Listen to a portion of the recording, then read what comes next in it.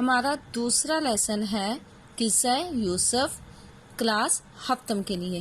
جیسا کہ آپ کو نام سے ہی پتہ چل رہا ہے، یوسف علیہ السلام، یعنی یہ سبق حضرت یوسف علیہ السلام کے بارے میں ہے، جس میں ان کی زندگی کے چند واقعات کا ذکر کیا گیا ہے۔ حضرت یوسف علیہ السلام حضرت یعقوب کے بیٹے تھے، اور حضرت یوسف علیہ السلام کے بارے میں قرآن مجید میں ایک پوری صورت ہے جس میں ان کی پوری زندگی کے حالات بتائے گئے تھے۔ حضرت یوسف علیہ السلام کو اللہ تعالیٰ نے خوابوں کی تعبیر بتانے کا ہنر عطا کیا تھا۔ اب ہم لوگ اس سبق کی پڑھائی کریں گے۔ بابا جان، میں نے خواب میں دیکھا کہ 11 ستارے، چاند اور سورج سب میرے سامنے جھکے ہوئے ہیں۔ بیٹے، اس خواب کا ذکر اپنے بھائیوں سے نہ کرنا، ایسا نہ ہو کہ شیطان کے بہکاوے میں آ کر وہ تمہیں کچھ نقصان پہنچائے۔ یہ گفتگو حضرت یعقوب علیہ السلام ان کے 12 سالہ بیٹے حضرت یوسف علیہ السلام کی ہے۔ حضرت یعقوب علیہ السلام کے 12 بیٹے تھے، ان میں سے 2 چھوٹے بیٹے یوسف اور بنیامین ایک ماں سے تھے، اور باقی 10 بیٹے دوسری ماؤں سے تھے۔ حضرت یعقوب حضرت یوسف علیہ السلام کی پیاری عادات کی وجہ سے ان سے بہت محبت کرتے تھے۔ یہ بات ان کے بھائیوں کو پسند نہ تھی، اور وہ حسد کا شکار ہو گئے تھے۔ حسد مین جلن۔ وہ حضرت یوسف کو طرح طرح سے تنگ کرتے۔ ان کے اسی رویے کی وجہ سے حضرت یعقوب نے حضرت یوسف کو یہ نصیحت کی کہ وہ اپنا خواب بھائیوں کو نہ سنائے۔ انہوں نے خواب کا مطلب سمجھاتے ہوئے کہا، بیٹا، اللہ تعالیٰ تم پر اپنا فضل کریں گے اور تمہیں خصوصی مقام، حکمت اور سمجھ عطا فرمائیں گے، اور اسی طرح تم پر انعام کریں گے جیسا انہوں نے حضرت ابراہیم پر کیا۔ حضرت یعقوب چونکہ نبی تھے، اس لیے اللہ تعالیٰ کی طرف سے انہیں اس خواب کی سمجھ عطا کی گئی کہ نبوت کا وہ سلسلہ جو حضرت ابراہیم اور حضرت اسحاق سے ہوتا ہوا ان تک پہنچا تھا، حضرت یوسف علیہ السلام کو منتقل ہوگا، اور 11 ستاروں سے مراد ان کے بھائی اور سورج چاند ماں باپ ہیں، جو اس زمانے کے رواج کے مطابق حضرت یوسف علیہ السلام کی تعظیم کریں گے۔ حضرت یوسف کے لیے اپنے والد کے دل میں محبت اور وقت مین عزت دیکھ کر تمام بھائیوں نے مل کر ان کے خلاف ایک سازش تیار کی تاکہ انہیں راستے سے ہٹا دیں۔ انہوں نے منصوبہ بنایا کہ وہ یوسف کو کنویں میں پھینک دیں گے۔ ایک دن سارے بھائی حضرت یعقوب کے پاس آ کر کہنے لگے، ابا جان، آپ یوسف کے بارے میں ہم پر اعتماد کیوں نہیں کرتے؟ وہ ہمارا بھائی ہے اور ہم اس کے خیر خواہ ہیں۔ آپ اسے ہمارے ساتھ جنگل بھیج دیا کریں تاکہ وہ ہمارے ساتھ کھیل لے کودے۔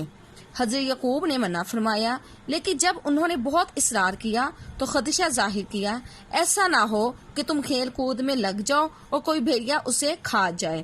انہوں نے کہا، نہیں ابا جان، ہم وعدہ کرتے ہیں کہ ہم اس کی حفاظت اپنی جان سے بڑھ کر کریں گے۔ اور یوں نہ چاہتے ہوئے بھی حضرت یعقوب علیہ السلام نے اجازت دے دی۔ روایت ہے کہ بھائیوں نے چراگاہ کے قریب پہنچ کر، چراگاہ کا مطلب ہے جانور چرنے کی جگہ، حضرت یوسف کو بہت مارا اور گھسیٹتے ہوئے کنویں تک لے آئے۔ وہاں انہوں نے یوسف کی قمیض اتاری اور انہیں کنویں میں پھینک دیا۔ حضرت یوسف جب کنویں میں گر رہے تھے تو انہیں محسوس ہوا کہ کوئی کہہ رہا ہے، اے یوسف، حوصلہ رکھنا، ایک وقت آنے والا ہے، یہ سب تمہارے سامنے مجرموں کی طرح کھڑے ہوں گے۔ وہ کنویں میں موجود ایک پتھر پر بیٹھ گئے۔ ادھر بھائیوں نے ایک بکری ذبح کر کے اس کا خون قمیض پر لگایا اور حضرت یعقوب کے پاس لے گئے اور روتے پیٹتے ہوئے کہا کہ ہم کھیل رہے تھے اور یوسف ہمارے سامان اور کپڑوں کے پاس بیٹھا ہوا تھا۔ جب ہم کھیل کر واپس آئے تو دیکھا بھیڑیا یوسف کو کھا چکا ہے۔ حضرت یعقوب کو انہوں نے قمیض دکھائی جس پر خون لگا ہوا تھا۔ حضرت یعقوب صدمے سے نڈھال ہو چکے تھے۔ نڈھال مطلب کمزور، لیکن قمیض دیکھ کر وہ سمجھ گئے کہ یوسف زندہ ہے، کیونکہ اگر بھیڑیا انہیں کھاتا تو قمیض ثابت نہ رہتی۔ انہوں نے اپنے بیٹوں سے فرمایا، تم جتنے بھی بہانے تراشو، میں جانتا ہوں کہ تم جھوٹ بول رہے ہو، لیکن میں صبر سے کام لینے والوں میں سے ہوں۔ مصر جانے والا ایک قافلہ پانی پینے اس کنویں کے پاس رکا۔ پانی نکالنے کے لیے ایک آدمی نے کنویں میں ڈول ڈالا تو اس میں خوبصورت لڑکے کو بیٹھا پا کر وہ بہت خوش ہوا۔ اس شخص نے یہ سوچ کر کہ میں ان کو مصر لے جا کر غلام کے طور پر اچھے داموں بیچوں گا، اپنے پاس چھپا لیا، اور یوں وہ مصر پہنچ گئے۔ عزیز مصر، مصر کے بادشاہ کا وزیر یا نائب؟ عزیز مصر کہتے ہیں بادشاہ کا وزیر یا نائب۔ غلام خریدنے بازار آیا تو اس نے حضرت یوسف کو خرید لیا اور گھر لے جا کر اپنی بیوی زلیخا سے کہا اس کا خیال رکھنا، غلاموں کی طرح برتاؤ نہ کرنا، شاید یہ ہمارے کام آئے یا ہم اسے بیٹا بنا لیں۔ عزیز مصر کے گھر وہ 6 برس رہے۔ انہوں نے دل و جان سے دونوں میاں بیوی کی خدمت کی۔ اب وہ نوعمر لڑکے نہیں تھے بلکہ نیک سیرت جوان بن چکے تھے۔ نیک سیرت یعنی کہ جس کی سیرت، جس کا کردار بہت اچھا ہو۔ اللہ تعالیٰ نے یہاں پر ایک آزمائش ڈالی، لیکن انہوں نے اللہ سے پناہ مانگی اور اس آزمائش سے پاک دامن نکل آئے۔ عزیز مصر کی بیوی نے ان پر ایک جھوٹا الزام عائد کر دیا، جس کے نتیجے میں عزیز مصر نے انہیں قید میں ڈلوا دیا۔ اللہ تعالیٰ نے آپ کو خوابوں کی تعبیر کا علم بخشا تھا۔ آپ قید خانے میں لوگوں کو ان کے خوابوں کی تعبیر بتاتے جو درست ثابت ہوتی۔ قید خانے کا منتظم یعنی کہ انتظام کرنے والا، اور دوسرے قیدی آپ کے عقیدت مند ہو گئے۔ عقیدت مند یعنی کہ آپ کے چاہنے والے، آپ کو ماننے والے۔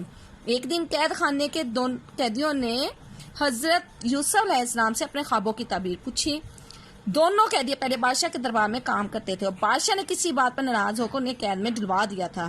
ان میں سے ایک مشروب پلانے پر مامور تھا اور دوسرا نان بائی تھا۔ حضرت یوسف نے مشروب پلانے والوں کو قید سے رہائی کی خوشخبری دی اور نان بائی کو اس کے خواب کی تعبیر یہ بتائی کہ اسے پھانسی ہو جائے گی۔